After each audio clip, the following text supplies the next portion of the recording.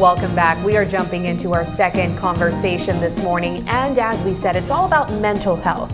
You would know tomorrow is the awareness of World Mental Health Day, recognized on October 10th. But this morning, we are going to be having an extensive conversation on mental health, as well as the stigmas surrounding this issue as well. Joining us this morning is the secretary and founder of the Mental Health Association, Kathy Esquivel, and she is joined by the administrator of the Welcome Resource Center, Tina Gill.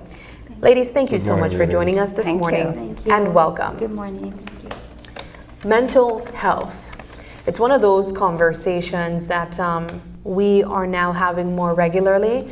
However, as much as we have it, it still seems to be not enough because there still exists stigma around persons battling with mental health issues, whether it's anxiety or more extreme cases like bipolar and other issues.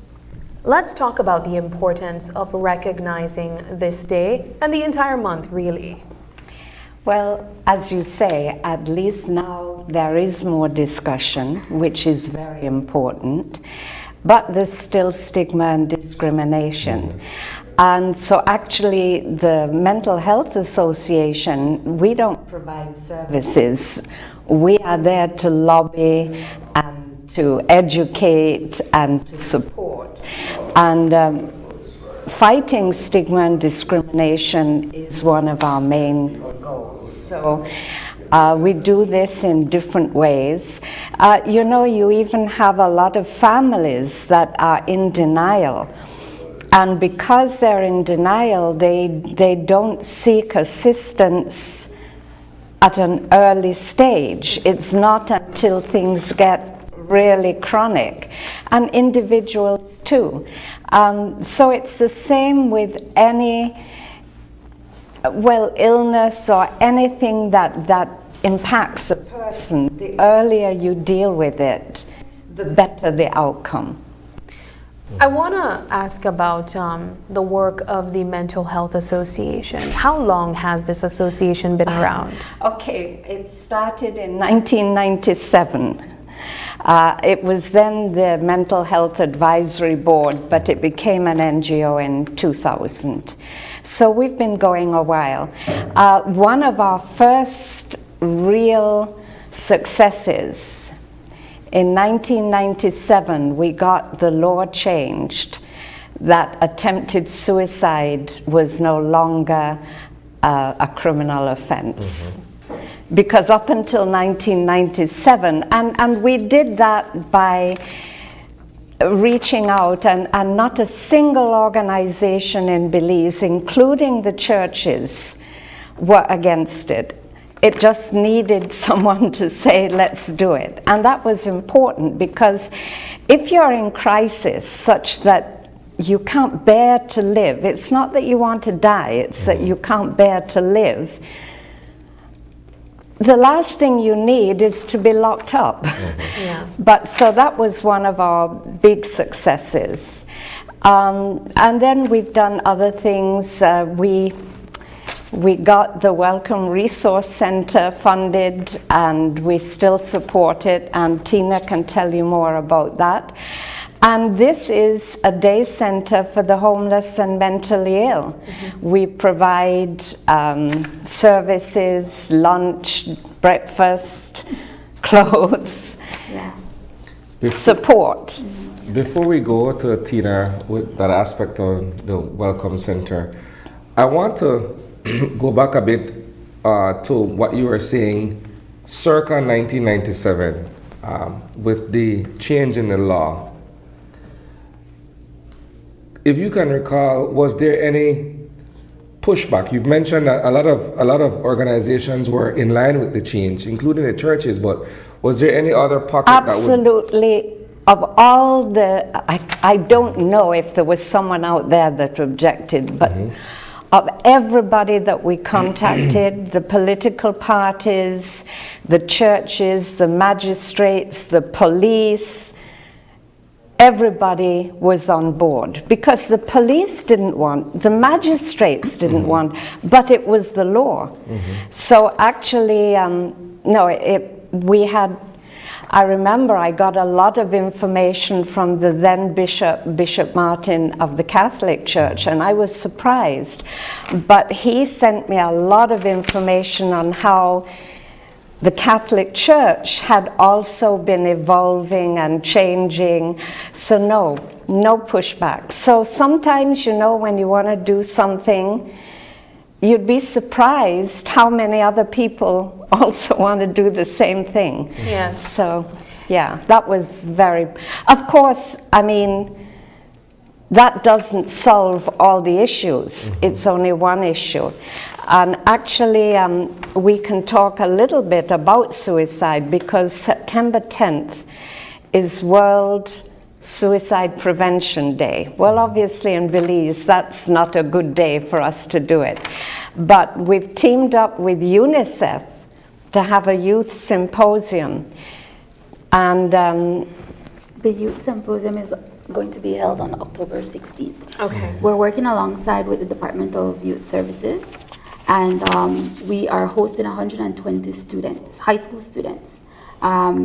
We had invited 10 students from the peer council groups, and we will have a panel of 6 high school students who will be discussing information on suicide prevention and also mental health. And one of the reasons why we decided that we wanted to do a youth symposium is because we want to know what the youths they have to say about mental health. What are the type of messages that they would like to hear in regards to suicide prevention, you know, the stigma that they are experiencing. I think the era that we're in terms of young persons, I think they're very vocal and they just need a space where their voice can be heard. So the youth symposium is going to be held at the Ramadan Princess Hotel, and it's going to be from 1 p.m. until 4:30.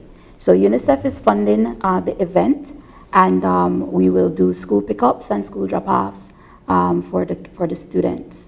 So we had contacted about 13 of the schools, and we have 12 schools that will be participating in this event. What are some of the themes? but it will and be topics? streamed, right? Yes, we're working So on that, a live stream. you know, schools, can- especially those not in the city, and you know, more people will be able to Yes, go in. yes. The title is Change the Narrative. Change the narrative. Yes. Yeah, But UNICEF yes. is a really great partner. We stuck with the theme from Suicide Prevention Day, which was in September, which was Change the Narrative. But the theme for Mental Health Awareness Month is actually, it's time to prioritize mental health in the workplace. So that is definitely another topic to be discussed as well in terms of mental health in the workplace. Sorry. Yeah, one of the questions I wanted to ask as it relates to the symposium with young people, because you're right, young people also are severely affected by mental health. And it's one of those areas where I think in the initial phase, we kind of look at kids like, what do you have to worry about? You know, you don't pay any bills, you don't work. You literally just go to school and you come home. Yeah. What are the signs to look for in a child or in a young person from a parent's perspective when you're dealing with a mental health situation, but you're probably not aware? Well, there's so many things, and kids do actually have a lot to worry about. They worry about their parents splitting up. They worry about violence in the home. They worry about the violence that they see around them. They have friends who have died. So I think it's much easier for a young person nowadays, physically, than maybe it was for older people. But I think emotionally and mentally, it's much harder. I think social media has a huge effect on children. Well, not just me, everybody. So basically, like everything else, you have to know your child. So it's not so much specific things, it's changes. Now that's difficult because adolescence is a time of change. But you know, when changes happen frequently, because you have some children that are depressed that eat more, you have some that eat less, you have some that sleep more, you have some that sleep less. So I don't think it's specific changes, it's changes. And I think especially the psychotic and severe illnesses, they don't show up in childhood. It's late teens, early childhood where you see bipolar, schizophrenia, various paranoid conditions. And I think they're missed a lot. Oh, not just one teenage phase, oh, teenagers. So yeah, know your child, get help. And even if you're wrong, if you think there's an issue and you reach out and the professionals can tell you, no, it's okay, well, that's still good. And if I could also add as well, I think that in general, mental health needs to be openly discussed in the home, around your peers, your friends, and not only discussing it in a clinical sense, but also in the sense of just checking in. You know, how is your friend? You know, if you know your child has a friend, a specific friend that they're spending a lot of time. How did your friend come to school today? Did anything stress you at work, at school today? You know, so just in general conversation, because I think there's a whole aspect to mental health that's not just limited to the whole diagnosis and schizophrenia and bipolar. Oh yeah. Interesting.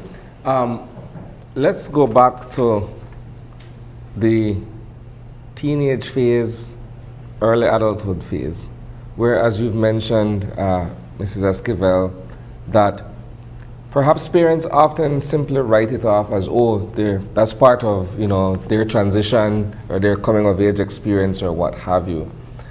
What are some of the signs that we should probably be looking for? I ask because I have a teenage daughter and I don't want to be caught in the dark not being able to pick up on certain things, right? Well, that's it. It's not a specific sign. Know your child.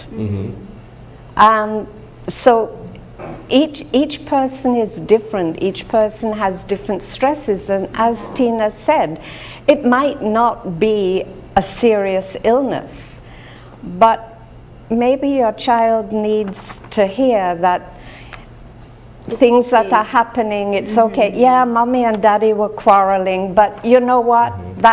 So know your child. Yes. What about school-related concerns? Because sometimes the child finds him or herself bogged down with a lot of schoolwork and it could get overwhelming. They don't really have anyone to turn to and say, hey, you know what? I can't bear the weight of all these assignments every night. Well, that sometimes as a parent you would maybe be able to help your child schedule, arrange their day, but if it's really too much, maybe you have to talk to the school. Yeah. And I do believe that each school, high school, also has a counselor. Yeah. So you could always reach out to Right. the administration. Yeah. I want to take the conversation back to the stigma that still very much exists, because as much as Ms. Kathy mentioned that there has been an effort in reducing the stigma and fighting mental health stigma and just having the conversation since 1997, 27 years ago, there still very much is stigma surrounding mental health. When we talk about with kids, just earlier this week we spoke about stigma in the workplace. When someone might be suffering from something related to mental health in the workplace, that might be deemed as, you know, you're not as productive. But in general, there still is stigma. Ms. Kathy, what would you, I'd say, identify some of these stigmas to be that still persists? Well, I think to a large extent we fear. I mean, I think mental illness has always been something that promotes fear because it's a little different, it's othering. And I mean, if you think about it, the earliest way people dealt with mental illnesses would to say, well, you're possessed. You know, and there are people that unfortunately still have that view. So I think it's fear of the unknown. It's fear that maybe there is something within you that might go that way. But I think talking about it, educating yourself, see, that's the way forward, and it's slow. There's no overnight.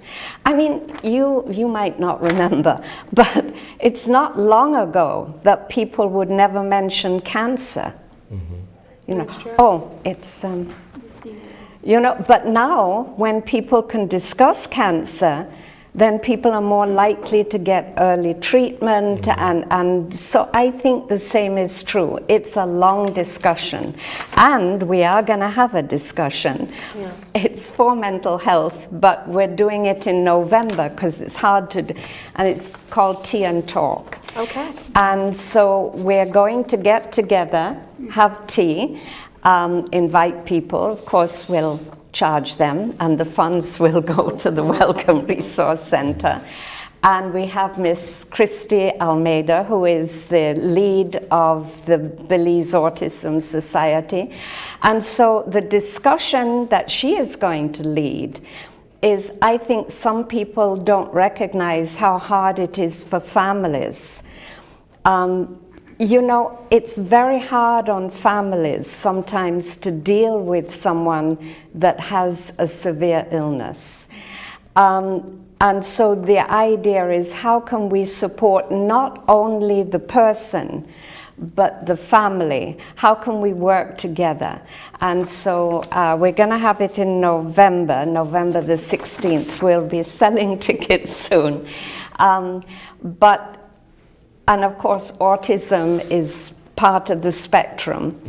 But yes, we need to think about the wider view. It's not just the person. Yes. It's their families. If you have a family member, for instance, you know, I know so many parents of a child that has a severe mental or physical disability, and their greatest fear, what will happen when I'm not here to look after that child? So there's a tremendous discussion that goes much broader. Yes. Well, as we wrap up this conversation, I want to go back to the two events that we can look forward to from the Mental Health Association in partnership with the Welcome Resource Center, as well as the Department of Youth Services, that brings youth into the conversation, and why, of course, that is important. It's important because I think that we're shedding light, we're highlighting the views of young persons, and I think that as well, we are breaking down barriers because we tend to categorize what's happening with young persons versus what's happening with older persons. But at the end of the day, if we look at it through a human being perspective, we can understand that that young persons are experiencing the same as adults. We may have different responsibilities based on our age that we are at, but we're feeling the same stuff. The same traumas, the same experiences. So, but if I would also like to mention that we are also on tomorrow, we have 8 high schools who took up the banner with us to conduct a Rags Day. So painting the campus green. So we asked the students if they can wear the color green and post pictures on the Welcome Resource Center Facebook. So we have 8 high schools that are promoting this, and all proceeds from that would go to the Welcome Resource Center as well. And then on October 26th, we're also going to be taking part with the City Council Super Sale. So we'll be on Albert Street. We always get a lot of closed donations. So right now, staff is taking out stuff, the best that we have, and so we will be on Albert Street. Again, because the Welcome Resource is a non-governmental organization, a lot of the work that we do to provide the services that we do depends on donation and different organizations that contribute financially to us. So we welcome everyone to be a part of the super sale as well. Wonderful. Ladies, as we wrap up this conversation, Ms. Kathy, I'll ask if you have any final thoughts you'd like to mention as well. No, just look after yourself and those around you. Wonderful.